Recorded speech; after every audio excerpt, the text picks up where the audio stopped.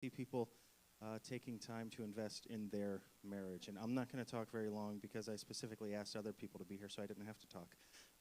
And we have some of our very good friends who, if you're at church here, you've been hearing me talk about them for a month or so now, but both of them who mean very much to me and Angela, and who have been mentors to us individually and are respectively, in some way, our bosses at work. So Amanda oversees Angela at work, and Joe oversees me at work in some capacity.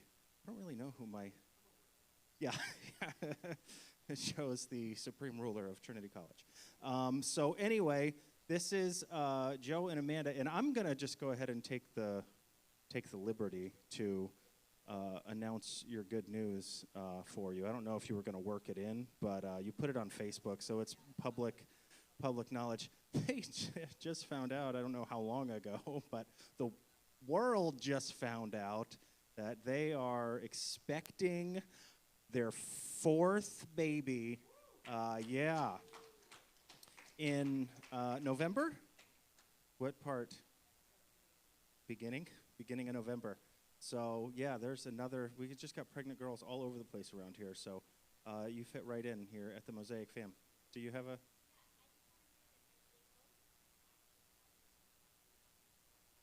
That's true.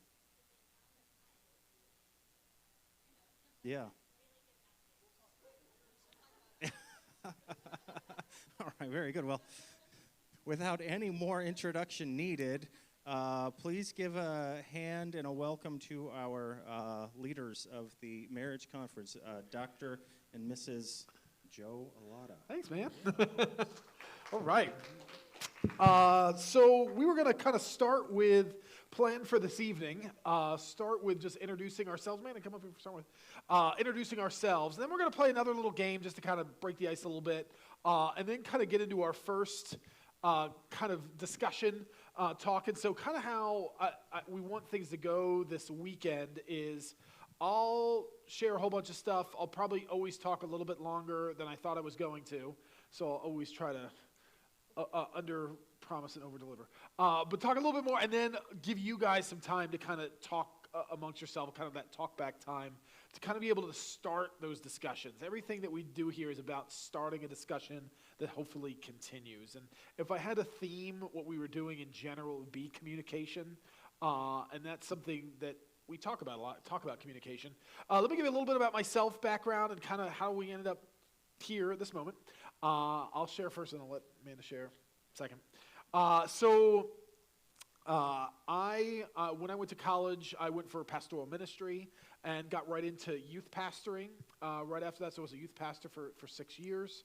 And then ended up becoming, I didn't think I was going to be the senior pastor of this church. I was just going to preach there for a couple weeks, and I was there for 4 years.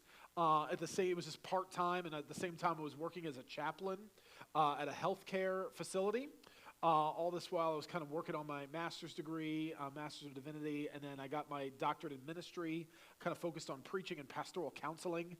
So I kind of, as I got into ministry, I realized like how much, the thing I wasn't equipped for, and I don't know if any schooling can equip you for it, is the amount of counseling you end up doing as a pastor. You end up meeting so many people, and everybody's in crisis. And, talking about marriage is such a big deal to me because I feel like every time couples would come and talk to me, it was always at the, like, well, he moved out, so we're ready to talk. Like, oh, man, could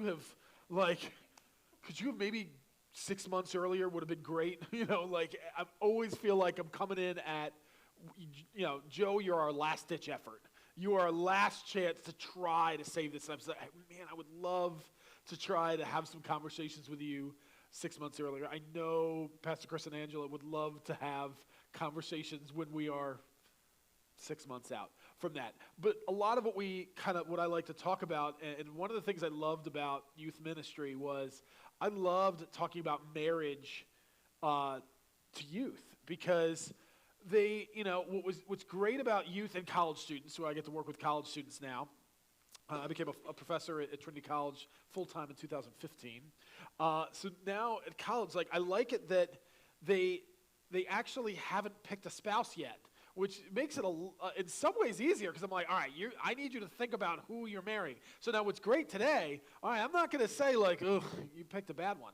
I am going to say this is how we can make it work because I really do believe this 100%. Anybody can make it work. All right? Anybody. There is never going to be a fit that is going to be like, oh, yeah. You hear people like, oh, you're an Aquarius? Uh-oh. Like, that doesn't matter. All that is imaginary. None of that matters. None of that means anything. And you absolutely can make it work in your marriage because, a good marriage so often is built on good communication. And when people share what's going on, what they're thinking, what they're feeling, what they want, it doesn't always mean you're going to agree. It doesn't always mean you're going to solve the problem, but being able to understand where each other are coming from. And that's so much what we talk about. Like the goal of communication is to understand the other person. Not to agree with the other person, but to understand the other person. So I love getting to pastor. I pastor a church about 30 minutes north of here, 20 minutes or so. I love getting to teach at Trinity and getting to train up the kind of the future pastors and youth pastors and missionaries of the world. And then I love being a husband. I do feel like so much of kind of how I have thought about being a husband really, and it helps that he's not here, really was based on my dad. And it was based on the opposite of everything he did. My dad isn't a terrible guy. He's a nice guy that was a terrible husband. He's a nice guy. Everybody likes my dad. He's a nice guy and just a bad husband. And so I knew he was bad.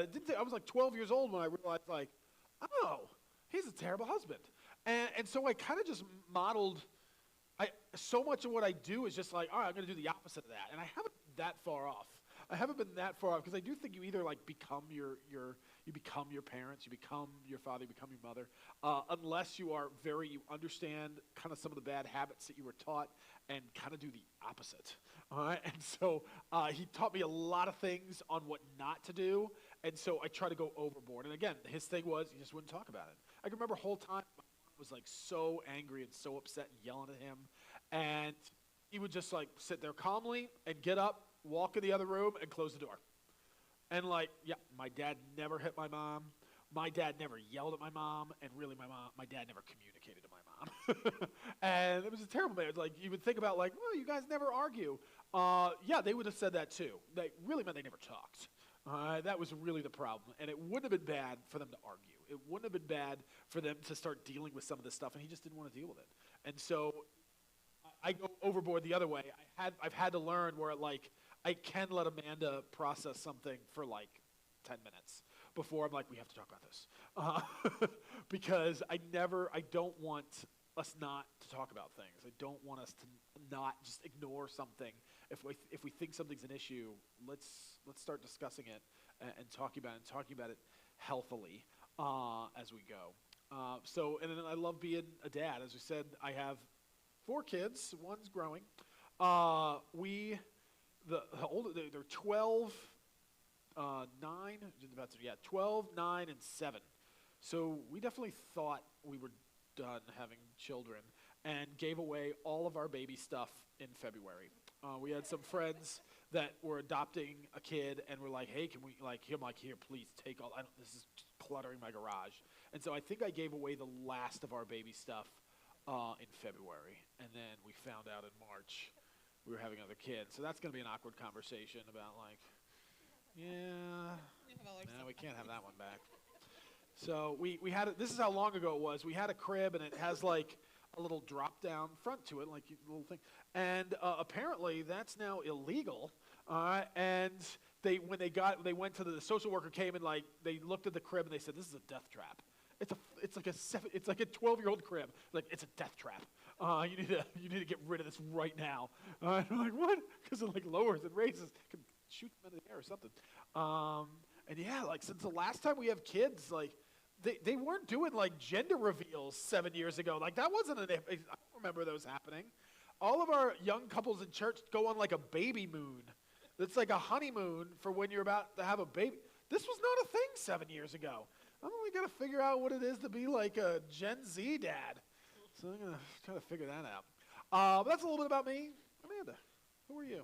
I am the opposite of Oh. everything this fan is. Not the opposite. So I'm the type B to his type A, the introvert to his extrovert, the neck to his head sometimes. Sure. But we're also very different in our upbringing as well. He's an only child. I grew up with 2 brothers and a sister. And I don't know if this is like a spoiler alert for a future game, but we met at summer camp, which, never lasts or Yeah, that's happens in general. But my youth group came to a week of summer camp, and his youth group was there that same week, and the rest is history. Yeah. We fell in love. Yeah, just kept talking on AOL Instant Messenger. Yeah, AOL Instant Messenger was a big deal. Yeah. I didn't have a cell phone, so we had to it was fun.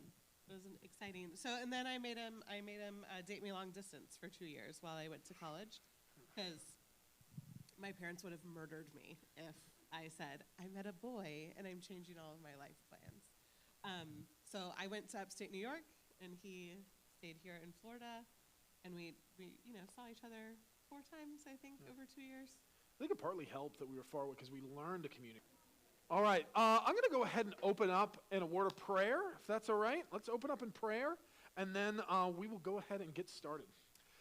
Jesus, we do just pray for today as we get to just talk tonight, just kind of talk about good communication, what good communication looks like.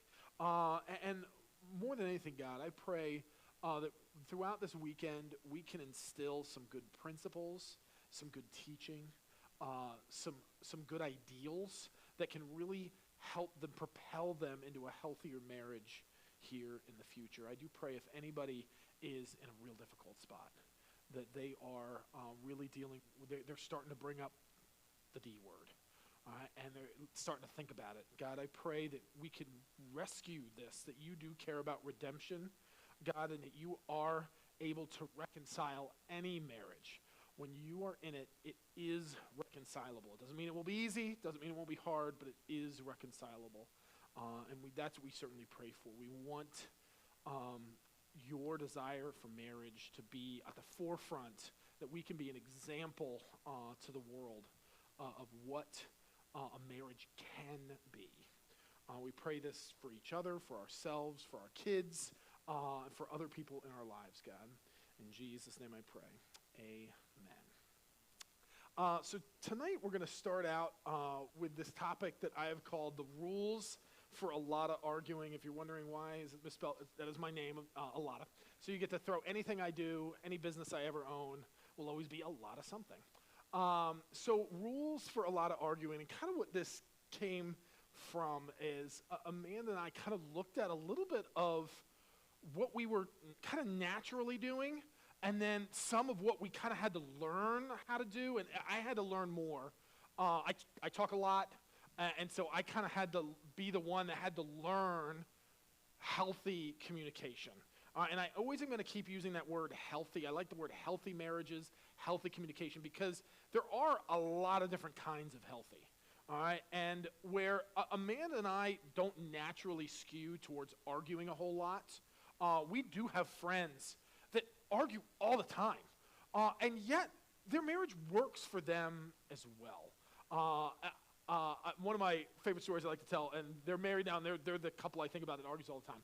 When we were getting engaged, so we were at a youth event, because that's where you get engaged when you're a youth pastor. I'm at a youth event, and I came up with this really creative way to ask her to marry me. And what I had done, we were playing a game, and so everybody had like a ticket, and I was like tearing off a ticket, everybody like tearing off tickets for everything. Here we go, ticket. And so when I was doing the big prizes, we had like 2 big prizes, I was gonna draw a ticket out of the bin and like, all right, number 4, 3, 6, 2, 1, come on down. And then they would come down. We were doing like games and competitions. So it was like I'd call 3 numbers, they do a game, they try to compete for a prize. And so now I was coming in for the grand prize. I actually have a prize for our leaders tonight. I got a prize for our leaders tonight. And so I told my friend Lauren, I said, hey, right when I do the leader prize, I need you to film it. All right, so just be right there in the back. Make sure you film that spot. And she's like, no problem. All right, and so we go through all the things at night. It gets to the leader prize time. And I'm like, okay, now time for our leader prize. Okay, first number up is 4-3. I pulled something out of the thing, but what I had done is I literally wrote down on my hand the 3 numbers I wanted to call. So I acted like I was pulling a number, and I just read them off. So number 3, 2, 4, 6, 1. And my best friend John comes running up. Perfect, high five. All right, I said, what about 62814? My other best friend Chad comes running up. High five. And the third number was 43628. Amanda happened to be that number, and so she comes running on up. And I showed them the grand prize was a quarter-carat diamond ring. I think it was a little bit bigger than that. It was a diamond ring. And I said, you got to be able to answer one trivia question. And I got down on one knee and looked right into my best friend John's eyes. And I said, John, will you marry me? And he thought, he's like, no? Oh, no, John, that's not correct. So I get down on one knee and I said, Chad,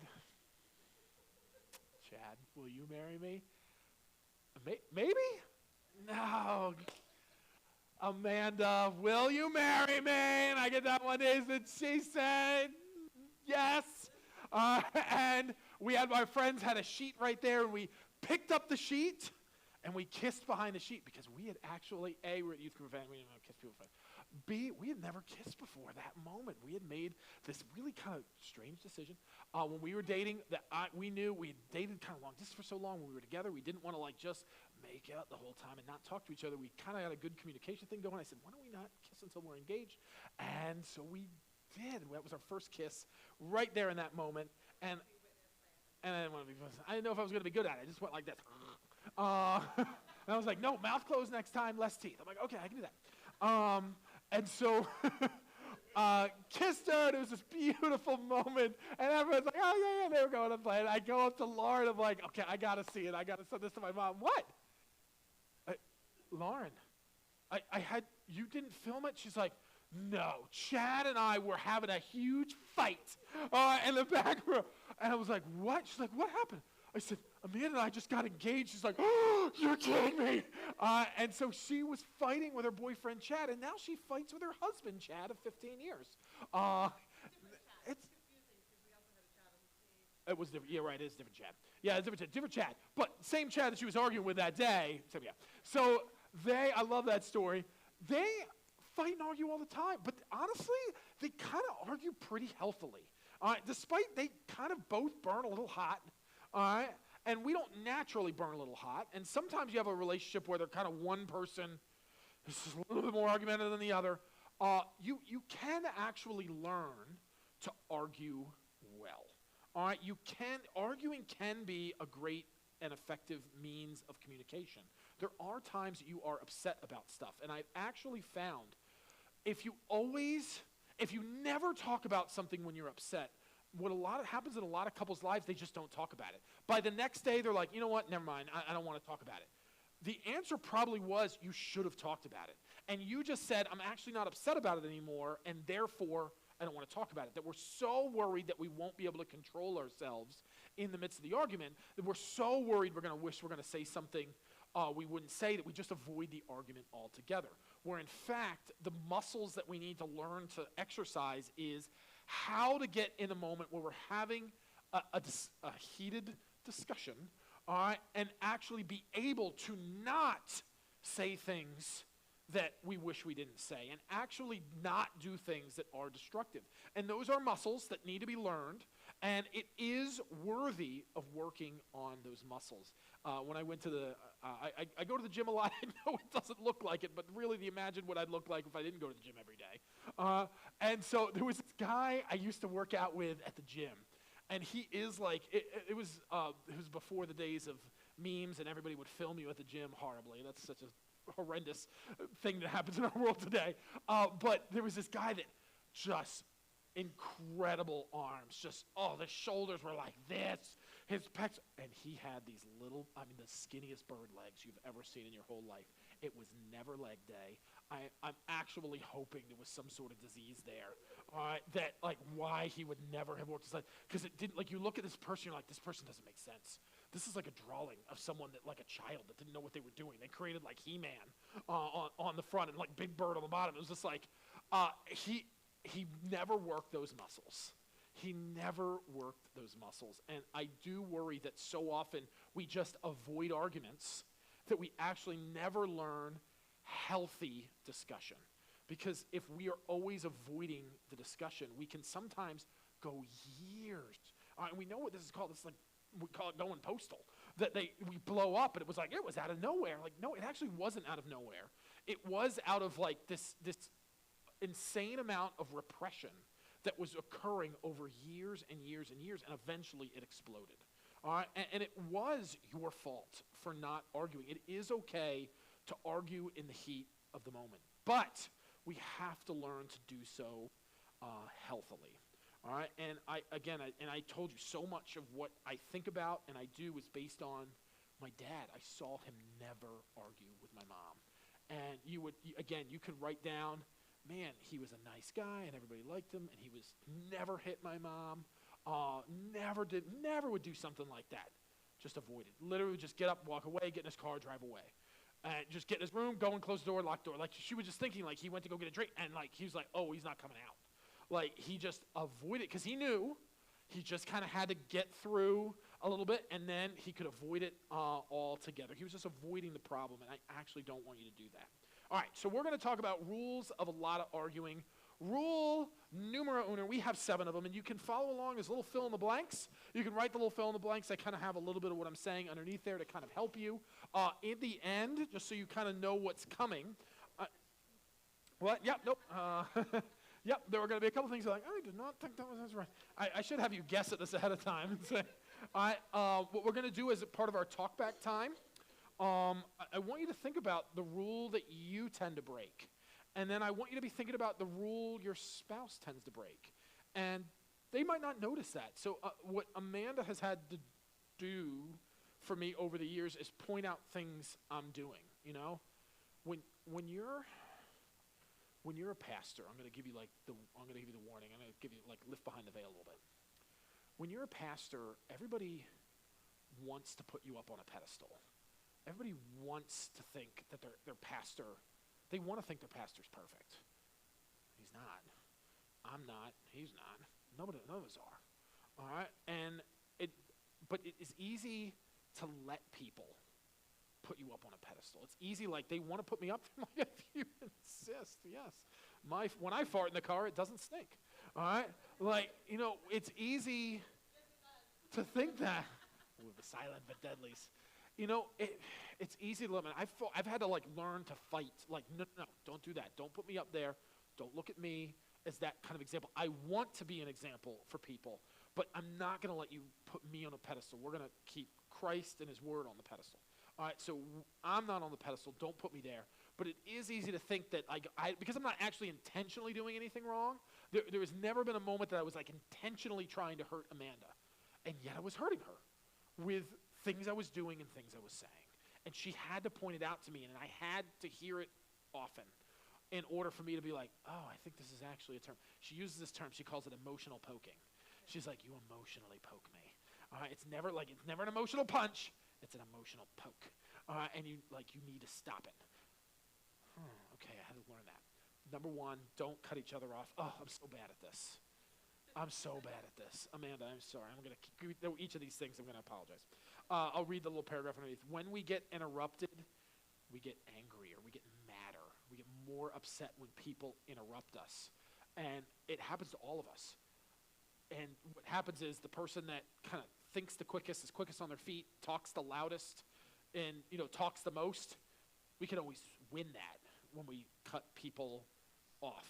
And it really upsets the other person. I know when people cut me off, it upsets me, and I'm like, they have to out-talk me, and when they do it, I get upset, and it lets the other person, the way to solve this is in the midst of your anger, especially when you realize I'm getting angry, like you realize you're white knuckling it. They call them the white knuckles when you see the knuckles on your hands are, starting to I'm getting upset. You can start feeling it's like a little bit of sweat. It's like right on the low of your back, the little back of your head, you are upset, and in that moment, you need to be able to say, okay, I want you to say everything you want to say first. You notice I didn't say, let me say everything I want to say first? I had to learn that one. I want you to say everything you want to say. And when you let them say everything they want to say, and watch your tone, it's not, you done? It's, are you done? Okay, now I want to say everything I want to say. And the next person is going to say everything they want to say. You actually find, you really can only go back and forth about 3 or 4 times. You really can't go back and forth much more than that, because what's usually happening, you're usually saying the same things over and over again. You just don't think the other person's hearing it because they're always cutting you off. And if they're always cutting you off, you're going to keep saying the same thing until they get it, and you're going to start going down the list and start doing more things because you don't actually think they are understanding what you are trying to say. And so you just keep repeating it. But if you know they're listening, you're like, okay, when you're doing this, it's this, and I feel this way, and this was just happening. Let them say everything they want. Now let me say everything I want. I say everything they want. I say everything they want. You're not always going to actually come to an agreement like, oh, wow, we actually came to an agreement on that. You are going to find in many cases like, I definitely do not see it the same way, but let me think about that a little bit, okay? Can I think about that tonight? Like, yeah. Okay, yeah, let's bring this back up. But you're in the moment, you were able to share everything you were saying. It probably was heightened a little bit, but it was healthy. And you're going to see each up there, I have these little Bible verses. I want to show how Proverbs is this great little book. Proverbs are general principles that relay general truths. They're not promises, they're proverbs. So these general principles relay general truths. It talks a lot about arguing and communication. If anyone gives an answer before he hears, it is his folly and shame. My cutting off Amanda is not because I don't want to hear what she has to say. It's because I know what she's going to say. And I cut her off before she actually says it. I see where you're going. And I want to start talking about what I want. Because I am thinking about what I'm going to say and not actually thinking about what she's saying. Am I better at that? Am I still doing that? Am I 50-50? Where am I at now? Improving. That's a judicious way of saying it. What else do you kind of say in this section here, Amanda? Let's get your microphone. You what? Now it's my turn. No. Oh, yeah, I should have done that first. Sorry, 'cause look, I'm learning. So I'm getting better. I think it's important that it's not just verbally cutting each other off. It's also, are you listening? So when the other person is speaking, that is not an opportunity for you to plan your response. Okay, there's a difference between listening for understanding and planning your response. So just listen. You know, you can plan your response while it's your turn, you know, and that's something that I have also had to do is Joe communicates much quicker than I do, so I take a longer time to process. It drives me insane. It drives me insane, yes. What I want to say, how I want to say it, and it's just, it's slower. I talk while I'm thinking. Yes. So my response time could take longer, and it could be more drawn out because I'm trying to formulate it all in my head and make sense of it, and he's like ready to move it on. But the key for this one for me is use the time when you're not speaking to actually listen to the other person and listen for understanding of their thoughts, their feelings, their perspective. Yeah. I know one of the things, I work with a lady named Dr. Krista Mallow. We run a business together, and so I do the same thing. I'm so fast, and she's had to like tell me, I need you to just stop and think. She'll tell me like, you need to stop and think for 90 seconds on this one. And like she'll literally time me, and I'm like, I know what I'm gonna say in 3 seconds. You have to wait 90. And the other thing she'll do is she'll like make me say like, she's like, before you talk, after that you gotta wait 8 seconds because I might still be talking. And so again, if Amanda gives me a half a second, I'm like, okay, you're done. Let me go. And I need, are you done? Because I need to wait for her to say, okay, I'm done. Because she's right. I am gonna say 15 minutes worth, and she is gonna do a really well thought out one sentence that encapsulates everything she's thinking and feeling with really, really well-articulated vocabulary and like the perfectly chosen word. Yeah, it is a perfectly chosen word. Like, I understood the depth of what you were just saying. And I talk while I'm thinking, And I have to give her time to process. So when I'm done, I need to be done. And when I say I'm done, I need to wait. And I might have something. I gotta wait. It's her turn. Oh, it's mine. Okay.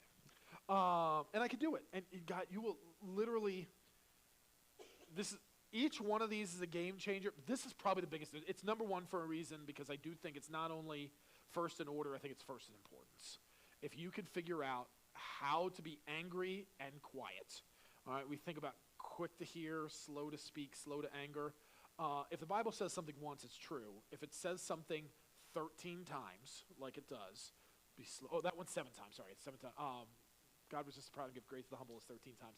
7 times it says, be slow to speak, slow to anger, quick to hear, slow to speak, slow to anger. Yeah, being quick to hear is that hard part. Where this becomes extra difficult is you're going to talk about this weekend. You might even point it out like that's your number one thing, is that you cut me off. They might not notice it. They might not realize it. When you guys commit, hey, are we going to follow the rules? So one of the things we've done in the past and everything, like I've literally like printed out and put these in like in a, you can get them in a little picture frame. Put them on, they're like, are we going to follow the rules today? All right, we can follow the rules through a lot of arguing, and it's really hard when one person's following the rules and one person isn't. And you have to learn, just because somebody's else breaking the rules doesn't mean you get to break the rules. Even if they're breaking the rules every single time, you can keep pointing out, like, I'd really like to try to follow these rules here, but I'm going to follow the rules even if you aren't. And it does take time. We didn't learn habits overnight. These are 22 years of habits. 4 years of habits, 2.5 years of habits, 17 years of habits. These are habits that are really difficult to break. They won't get broken overnight. Be patient with each other. Okay, number 2. Number 2 is don't name call or exaggerate. Don't name call or exaggerate. When you call someone an insensitive jerk and that they're stupid and that they always do something and they never do something, all right, these are just words that drive us insane. Because right when somebody tells me I always do something or I never do something, I can point out, yes, I did. 3 weeks ago I did. It's easy to point out that, no, you were wrong. I literally just proved your argument wrong. You said I never do something. I can prove when I did it 2 days ago. And it's undercutting the point of what you're making. You're really saying you didn't do it in this instance. And it's something that is, if it was just this instance, but it is a continual pattern. Even though, yep, there might be occasional, I am trying to tell you how I, keyword, feel. All right, and this is a keyword, something that they talk a lot about in the counseling world is there's a difference between calling someone a liar. You're a liar. You're lying. Or I didn't call you a liar, I said you're lying. I didn't call you stupid, I said you're acting stupid. All right, same thing. And when we do that, instead, if we switch that around and turn it to ourselves, instead of what I'm accusing another person for, you say something like, when you did that, I felt lied to. When you said that, I felt lied to. That's the difference between you're lying. I felt. What I felt in that moment was lied to. I just wanted you to know how I felt. I felt like you lied to me. All right, is a difference between saying you never think about what I want, all right, and saying today I can't help but feel like you didn't consider my thoughts and feelings on this one. So telling someone they never think about their feelings, their first thought's going to go to, all they do is think about your feelings. It's literally all day at work. This is why I go to work. This is why I went home. This is why I buy you flowers the other day, because I am thinking about you. All right? And yet, what would have been more effective in this instance today, I felt like you didn't consider my thoughts and feelings in this issue. We get in this habit, I'm going to talk about this more in a minute, that we're trying to win. Okay, and with that, we are trying to prove our argument as we think of it's like this court case, that I can't just use this instance. I have to show a pattern of behavior if I'm going to get a conviction. If I got to convince the jury, I can't just show one thing. I got to show a pattern of things. And so we do this in our arguing. And if we were to just stop it and say, okay, I'm going to not tell you what you did, and tell you what you meant and tell you what you never do or tell you what you always do. I'm simply just going to say how it made me feel in the moment. I'm a natural person. I tend to, there's the I feel people and the I think people. There's the right brain people and the left brain people. Women skew a little bit towards saying I feel. Men skew a little bit towards saying I think. It's not a bad word. It's not a bad thing to say, I really think you didn't do this. But I would encourage you to use the word feel, because if you're feeling something and it's causing you enough to be like, we got to talk about this, I'm upset, I'm angry, that's a feeling. So don't hide from, I felt like you did it. And there does have to be an opportunity, whoa, I actually didn't mean to hurt you with that. That's something I notice regularly, that I'll hurt Amanda. It was not my intent. And it is helpful to her to hear, oh, that was not my intent. That's the word I said. Nope, I actually didn't say that word. I said this. She's like, oh, maybe there's a miscommunication. Or maybe it was like, oh, I did not even put two and two together. I wasn't even thinking that. All right, with someone that talks a lot, I can definitely say things I didn't intend. And I didn't mean it that way. But when I hear how it made her feel, I do feel bad. And I want to apologize. And I'm like, I'm so sorry. I'm just sorry. All right? I'm not going to say something like, I'm sorry you felt that way. You know, I'm really going to say, I am sorry I hurt you, because I never actually want to hurt her. And I know she knows that intellectually, but again, in the moment, I have the greatest capability of hurting her. So a friend of mine just got married, and, you know, they were kind of having a discussion, and it turned into a big, huge argument, and it turned into him, like, taking their wedding plates and literally just, like, every time she smashed them one by one. Like they just kept arguing, like, keep going, smash them. At the end of this, the end of the big argument, she kind of said something to him that really stuck with him, that really affected his thinking. That because this argument kind of started with something that they were, like, felt like they were always like, I've always done this. All right, this is something you're going to notice as you get married. You're like, I've always done this. I've always been this way. And the difference was, in this moment, she's like, yep, but when you did that, you weren't my husband when you did it the last time. Now you're my husband. I'm intimate with you. It's different now, and you got to stop. And so he didn't realize how things had changed. He didn't realize that, and he didn't realize how her thinking had changed. And it didn't matter. It wasn't an intellectual argument that he didn't get. He needed to be able to understand her feelings in that instance. Amanda, anything else that when we talk about name calling or exaggeration that I missed? Not that you missed it. Yeah. I think just from a woman's perspective, we tend to really deeply internalize things like name calling. You know, Yeah. have never done anything like that, but Yeah. insensitive jerk is a nice word. We're at you church. know. I couldn't use certain words. Yeah, there Let's pick are the church certain words that you can call someone, and those are things that when we hear them, we internalize them very deeply. Don't forget them. And it becomes almost like a part of our identity that we can't break away from. So using positive words, even in times of anger, or just, you know, if you can't come up with a positive word, don't use a word at all, right? And you can just refer to each other by your name, and that's okay. But then always and never just really have no place in arguments as well, like because it's not true. Always and never are really never true. I just used it. They're always true, never true. You know, just don't use them. Yeah.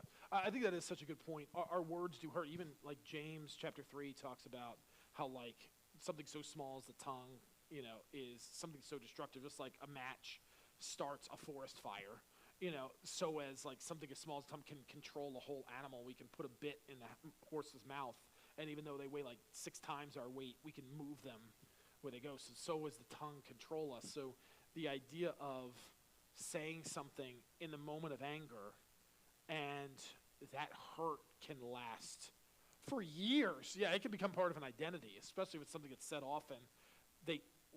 We can believe it. Both spouses. I don't think that skews male or female necessarily. I think it absolutely can do it. And so it is something we really got to be careful of. Number three. So number three is don't just get louder. In Proverbs 29:11, the previous verse was about like a soft answer turns away wrath. Here in Proverbs 29:11, a fool gives vent to his spirit, but a wise man quietly holds it back. All right, so the wise thing is raising your voice and throwing things and physically displaying your anger does nothing but mute the words you're saying. What oftentimes we're trying to do is we're getting louder. We're trying to be heard more. The louder we get, the more we are trying to get our point across. When we're hitting things and punching walls, we are trying to like show how angry we are. But literally what we're doing, they're not hearing a word we're saying. They're not hearing a word that we're doing as we get louder. In fact, it can turn us away. Now, something I think of as, I'll give a pastor example and I'll give a teacher example that I have. So the pastor example is this. I know sometimes we get really excited at church when like pastor starts going and it's like getting louder and getting excited and everyone starts like clapping and cheering. And I don't know if that's really a church like this here or not. It's definitely not my church. They just sit and listen. They don't even give me an amen. I'll get louder sometimes. But I've actually kind of learned that everybody gets excited with the pastor that start yelling and screaming. They actually didn't hear what it was. They were excited, emotionally excited. All right, but they didn't actually hear what was being said. All right, and there can be moments where you're like, hey, I just want people excited. I know what we're doing when we're arguing. We're just getting louder or just punching a wall. We are trying to communicate. Like the only thing we're communicating is that I'm angry. That's the only thing that's being communicated is that I'm angry. And I don't think you're angry about being angry. I think you probably are angry about something and they have no idea. You have totally lost the point of the argument when you just yell or scream or get violent or use physical intimidation in any way. I had a teacher in high school, a science teacher, and when the class would get really loud and noisy, he would start going, and he'd just start talking really quiet. He would start saying, okay, so we got a test coming up on Thursday. The answer to question number 1 is A. So if you remember that question number 1, question number 2 is going to be mitosis. You know, and he would start speaking, and everyone was like, shh, he's talking. And even though you would think like, guys here, can you guys hear me at the back? Can you guys hear me right now? Okay. But we can, you can't hear me. Okay. I'll find out, I can talk like this. You can hear me. The idea of sometimes when we get quieter, what it actually does, it actually makes people come in a little bit and listen, that you might actually find if you really got a point to make and you're really fuming, like, I want you to know how upset I am right now by how quiet I am speaking. That if you can lower your voice, instead of raising it, you lower it. Guys, we really do got to be careful with this. Like, we forget how physically intimidating we can be. All right, even if you're the same height, even if you're the same weight, all right, you are physically intimidated. There's an old expression like no, I shouldn't say it's an old expression. There's an expression I've heard like people say like in the dating world and things like that, that, you know, like a guy goes on a date, like a man's greatest fear is to be humiliated, and a woman's greatest fear is to be killed. You know, that the idea of humiliation, like those are not even, and that doesn't actually change. These are not even. You're like, both bad, not even. In a marriage, you can easily forget because you know what's in your head. And again, just like my dad, you know in your head, I will never hurt her. I would never hit you. Yet you can move in a way and stand in a way and just posture in a way that is very intimidating. And you need to think about your body language. That we know in communication, and this is even Americans, about 20%, it changes a little bit, about 20% of our communication is verbal, about 80% is nonverbal. All right, that it doesn't actually matter what we're saying, it's our tone of voice, how we're saying it, our facial expressions, our body language. All right, and so whatever you're saying, if your body language is one of threatening, they haven't heard anything. Your voice is that of just anger. That is all that is being communicated, nothing else. You're not actually going to accomplish what you want to accomplish. As you get quieter, as you fight, and again, this is as hard and painful as it is to punch a wall. I'm going to tell you, it can feel like just as much of a fight to talk as quiet quiet as you can in the midst of your anger. And that's the muscle we're talking about. Learn that muscle of how do I speak quieter? When I'm angry, how do I speak quieter? When I'm upset, how do I bring my voice softer and slower to make sure what I'm trying to communicate? Me, I don't sit down well. Like, I'm a mover, I'm a pacer, and when I'm really upset or thinking, I gotta pace even more. And I do need to think like, okay, what am I doing? Is my posture in a way that's eliminating what I'm saying? And there might be moments where I have to really be strong and work those quads and think like you might look like I'm sitting right now. Nope, I'm doing a squat. All right? I am doing a wall sit right now because I don't just sit well. And so I'm not gonna, but I know it's gonna be best for me in my communication if I kind of sit down for a moment and take away any intimidating posture I might do. It's a lot harder to yell when you're seated. Yelling seems like it comes from the diaphragm, so I got to get up. Singer, you don't see singer sit down. You never see Adele, sitting on sitting in a beanbag chair. All right, she's got to stand up, got to sing. All right, you got to get that voice to spread, and so you can force yourself to be quiet, and you can force yourself in your demeanor and body language down. Much smarter than me, Amanda. Help me understand the other side of this female perspective. Actually say this is something that I had to learn and change because growing up in my family, we were not loud naturally.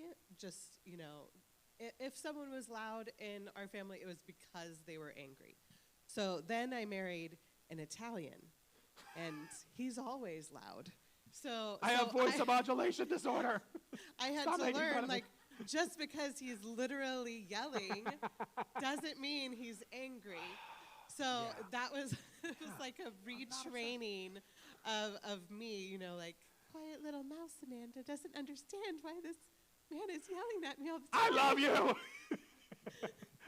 So, yes, don't just get louder. But also, I also tend, and maybe it is my upbringing, but I tend to retreat from that. So if someone is coming at me in an angry way or yelling or just getting louder, I take it way far the other direction, and I will just totally shut down. And that's when the communication stops. Neither is good. Neither is the right call. So it does have to become both of you working together to find out, like, what is our argument style and how can we make it work for both of us. Sometimes I do have to say, I need a minute. I need to think. I need to process. We can't be in the same place at the same time right now. But when I say that, I also have to give him an opportunity when we're going to come back together. Yeah. Because it can't just stop there. It can't just be me retreating and then us never finishing the conversation or the argument. We have to come back together when, maybe he's, calmed down a little bit and when I've had a chance to process through all of my thoughts. Yeah. No, good stuff. We're going to try to go a little bit faster if you want to stay out here, but I understand it might be a little more comfortable for you to sit. Number 4, don't bring up past issues.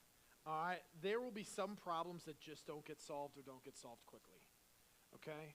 There are going to be certain things that you are multi-year discussions, arguments. All right? And if you keep bringing up the past issues that aren't going to get solved, you are actually undercutting the present issue.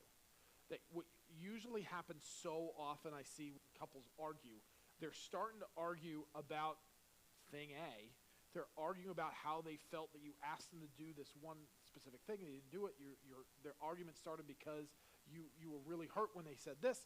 And then it immediately, right when either you feel like, I'm kind of losing this argument a little bit, or when I said it out loud, this happens a lot, like when I said it out loud, it actually doesn't seem like a big deal. It felt like a big deal in the moment, but when I said it out loud, I know it kind of sounds stupid. So I know I can bring up, but what about the thing I know is bad? And I know is going to, set us off and go into another direction. And you've got to resist that. You've got to resist going past issues, and you do need to deal with one issue at a time. Like one of our little projects at the end of the night, I'm going to try to give you as much time as I can here. Try to give you 5 minutes, hopefully 10 now. That being able to like pick, is there something we need to be talking about that we're not? Is there kind of the elephant in the room that we need to talk about? That will be a great place, safe place to do that. And being able to talk about that issue is good. I don't want you to talk about 15 issues. I don't even want to talk about 3 issues. I want you to talk about one issue. And when you're having an argument, being able to say like, oh, can we talk about that another time? Can we actually deal with that another time? Let's stay focused. And both sides can do it like, oh, let's stay focused on this one issue. And, you know, we do have a tendency, like, I know I'm trying to show a pattern of behavior. I know, but I can't solve a pattern of behavior in a moment. I can start realizing that I didn't realize what me leaving that, you know, bowl in the sink was making you feel like. Okay, I think I can do that. That is something I can do, and I can do it now. I'm like, okay. And like, okay, thank you. And we can actually accomplish, we can actually get some wins. I know it can feel like, especially when you're first starting, especially since you have a backlog of things to argue about, that you're like, we aren't solving any of these things, Joe. None of these things are coming to conclusion. I said, I know it can feel like that now, but if you follow the rules and you keep living life together, you're actually going to start seeing that you actually are going to start getting some wins. You're actually going to be like, we resolved that really quick. That could have even called that an argument? Like, I don't know. I just kind of said what I wanted, and you said what you wanted, and then we did it. Huh. I think we're going to call that an argument, and that it was a healthy one. You know, like, it might not even feel like an argument. And so, but you're going to start noticing that you're actually accomplishing things in your relationship. I think most of the time the huge blow-ups are because one or both spouses are bringing up even potentially unresolvable issues. And there are some unresolvable things, just like an example, like I don't want to call them unresolvable, but like there are some like family issues, like family-in-law issues that you're like, I'm going to listen to them and I'm like, yeah, I don't actually know how you solve that. Like, maybe they die? I don't know. Like some of these things are not actually solvable. They're not actually solvable. And so, like, knowing that you're going to bring up an argument that can't actually be solved is a lot of times how the big blow-ups go on.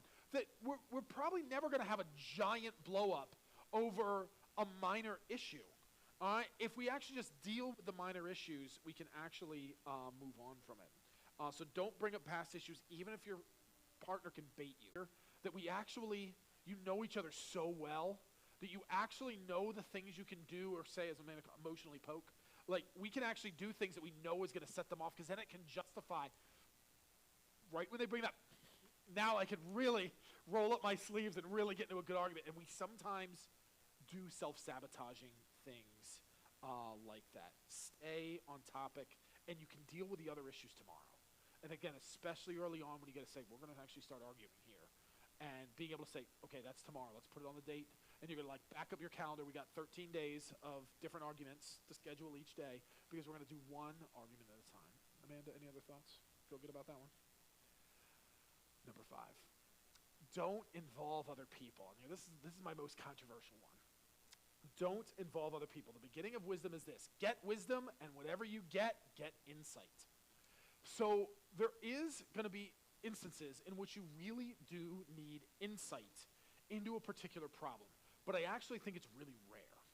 What I actually find happens a lot more with couples that are arguing is that they're actually trying to get people on their side. They're, in the same way that in a courtroom we're trying to show a pattern of behavior, the second thing we're trying to do is bring in character witnesses. And we are trying to get our friends and our family to agree with us, to join us in the bashing of our spouse. It creates allies and enemies and friends and family. The chaos that a lot of times does come from blended families and in-laws and other things like that can be really destructive. So a couple things I've seen really common is that a spouse talks to their mom or talks to their dad. It kind of tells them every bad thing that's going on. And, you know, what a great confidant. And I can tell you, your mom is always going to agree with you. All right? Always. Your mom is always going to agree with me. I mean, some people are like, not mine. overwhelmingly we get like our mom agrees. But what happens is we can literally bash our spouse to our family. So then when our families get together, guess what? Now you're bringing the guy in that's like, so you're the one hurting my little girl.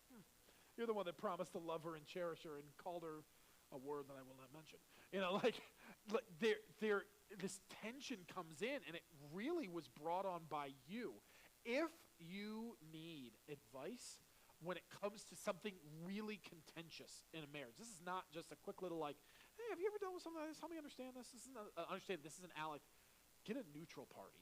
Get a neutral person that you're like, no, we're not both trying to come to this person, that they are truly, they're like, I'm kind of like actually not super invested on like who's winning, who's wrong, that they're actually coming in to try to help and bring calm, and that their goal is peace, not their goal is this. You know, venting to a friend, venting to a family member is such a common word, like I was just venting. And I do think we need to be really careful. If you've caught yourself venting to someone, is there some value in that? Yeah, there can be some value in that. What you need to be able to do is you use the friend to vent. You've got to remember that, because you've got to follow up and be able to say, actually, after I talked to you, I went back and talked to my spouse. They said this, they did this, and now like we were able to resolve that. And so thank you for being there for me when I was doing it. And like, man, they really was a good thing. So we got to go back. If we are literally just going to one friend all the time and just venting, they're going to think this is just a total nightmare. And then they're going to start giving advice like, you need to start standing up. You need to start doing it. They're going to give advice that is almost that trying to get you out of that situation. It's going to sound like a total nightmare to them, and especially if they're an unsaved person, they're probably going to start pushing you to divorce this person, to get away from this person, and it can actually be really destructive. So I think you need to be really careful of when you involve other people. You need to do that very strategically. If there is a piece of advice you need from someone, get the advice. Get what you're looking for. Get the piece of wisdom. Get the understanding. When it is pure venting, be careful of that. Be careful that that's not what you're doing all the time to someone. Be careful that you're not totally hurting that relationship like that. There are relationships just totally built on just people just hating on each other, or just like building hate and just gossiping. And there's a lot of unhealthy friendships like that. I would much rather, like, your spouse is your person, to be able to hash this out. I would rather you vent to your spouse about your spouse and be able to, like, if there is an issue that you really feel like you need to vent about, it probably is evidence that you're not following the other rules previously. It's probably evidence that that you're getting cut off or you're cutting off. It's probably evidence that you are exaggerating and using, using always and never. It's probably an example you're getting louder. It's probably evidence that you have a greater symptom of a problem. And instead of dealing with the disease, you're just trying to deal with the scratchy throat. You're just trying to deal with the symptom, and you're venting about it, and it's solving it a little bit, but it's just NyQuil. It's actually not solving it. NyQuil is literally just going to help you cough less and go to sleep. It's not actually curing the disease. I would much rather you focus on curing the problem with your spouse than getting some NyQuil from your friend. You can definitely talk to me more about this one and give me some other scenarios. I'm just saying, when across the board, kind of a proverb. I am sure there are specific situations I'm like, oh yeah, in that situation, I guess you did need to bring in another person. I do feel comfortable enough. Big SWAT. I think you need to be really careful. I think 90% of the time, the other person you need to deal with is actually your spouse, and not bring another person. Do you see it any differently, Amanda? No, I would say really we just want to focus on that neutral party. Like, get a counselor, Yeah. like, and I feel like nowadays maybe, a therapist and a counselor is more readily acceptable than when, our parents were newly married. But find someone, find another couple to mentor you, or a counselor, because those are the people that can actually offer you that, unbiased advice, without taking sides. And that's what you need in those moments. We basically just, not that it's probably an unspoken rule, but we just will never speak negatively about each other to anyone, especially not like on the internet. Like, I'm not going to post on Facebook or Instagram, like how terrible he is. Now, we like to go the way on the other side and be like as, cringy and lovey-dovey as possible sometimes. But, I would rather that, I'd rather make someone uncomfortable with like how much he spoils me than, saying how terrible he is. And it's not, it's not that we're being fake or that we're putting it all out there like, oh, we're so wonderful and perfect. No, absolutely not. But we've just made the decision that what we are putting out into the world is going to be positive, and it's going to be good and, beneficial for us both. Yeah. Awesome. All right. Coming down to the end here. Don't try to win an argument. This could be number one, and instead I put it almost towards the end here. Don't try to win an argument. The point of an argument is to try to understand another person's viewpoint. So the point of an argument is to understand. You win when you understand. All right, it cannot be about who's right and who's wrong. I'm actually going to say in most situations, not all, in most situations, you actually are both right and both wrong. You actually are both just coming at things from a different point of view. You're seeing things differently. You did things differently. There are occasions in which someone is truly doing something like, that is really destructive behavior and it needs to stop. But in a majority of cases, I find that it's just, someone is doing something that their intent isn't to harm the other person is being hurt by it. And when you are in those situations, if you are fighting to try to figure out who's right and wrong and who's a winner, it's it's counterproductive, because at the end, who actually wants to be married to a loser? And if you have to win the argument all the time, you married a loser. All right? And if you married a loser, is a loser really worth keeping around? If you married a loser, is a loser really worth dealing with? No, but that's because you thought of yourself as a winner. You can win. You guys can, the agreement, when an argument is over, it's not who decided like the conclusion that everybody wants. I know sometimes it feels like compromise, but I actually say, the argument is over when I understand where she's coming from and she understands where I'm coming from. In most situations, I shouldn't even say most, 60 to 70% of the situations, you are going to find that like, okay, I'll do that. Okay, I'll stop doing that. Okay, I'll be more careful when I say this. Okay, yep, I'll be more cognizant of that next time. Keep pointing that out to me so I know when it's happening, because it's going to take me a minute. Like, okay, I will. But just do it in this way. Don't do it in this way. I hate it when you do that. And it hurts my feelings a lot when you do that. Please, if you can do it in this way. Okay, and we can kind of come to an agreement that we understood, we fought to understand, and then once we understood, we could potentially come to a conclusion. But our goal is to understand. And so when we put that kind of as the goal, like this big underline, I want to understand you. Not, I want to get my point across. That's my problem. I want to make sure I'm understood. But I'm not always fighting to make sure I understand her. I want to make sure she understands me. But it's not always my goal, and it has to be my goal. And healthiest marriages are going to be ones where I'm fighting to understand her. Like, you've got to say it again because I'm not getting it. Actually, I need you to repeat it again. I'm not understanding that yet. Because we do disconnect on, she has, my feelings are like an 8-color crayon box. All right, I got like 8 feelings, okay? Happy, sad, angry, hungry. Like, I got 8 color, and she is like the 64 crayon swirly color. Like she has a lot more feelings, and she has a lot harder time of communicating that. And if I'm not patient, I'm not going to get it. And I need to ask in multiple ways and multiple times. She's got to change her words, use illustrations that can help me do it. And if I'm fighting to understand, I can get there. Anything else you want to add in there? Last one, and I can give you a few minutes. Oh, it's 9 o'clock. Oh, the kids. All right, and you can take this home. That might be what we do. I'm going to let you, I'll stay around if you want to do this here, and we can do it as a home project. Okay, so get some froyo. Now, I know when you read this little blank, it does work on multiple levels. Okay, when you say, if all else fails, get some. It does kind of work. Like, you can I'm just going to erase the blank.